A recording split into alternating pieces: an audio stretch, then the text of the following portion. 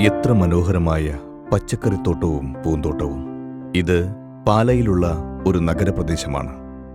മുരിക്കുമ്പുഴ തോണിക്കടവ് റോഡിലുള്ള മുരിക്കുമ്പുഴ അസോസിയേഷൻ ഉൾപ്പെടുന്ന കൊച്ചു പ്രദേശമാണ്.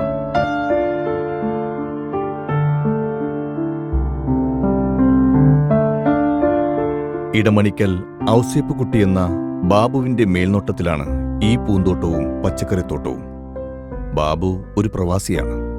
അദ്ദേഹം ദുബൈയിൽ അറിയപ്പെടുന്ന ഒരു പരസ്യ കമ്പനിയിലെ ചീഫ് അക്കൗണ്ടന്റ് ആയിരുന്നു.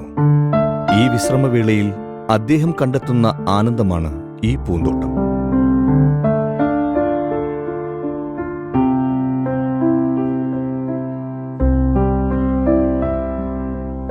കേരളത്തിലുള്ള എല്ലാവരും ഇതുപോലെ ചിന്തിച്ചിരുന്നെങ്കിൽ ഈ കൊച്ചു കേരളം നമുക്ക് ഇന്തോനേഷ്യയിലെ ബാലിയാക്കി മാറ്റാമായിരുന്നു.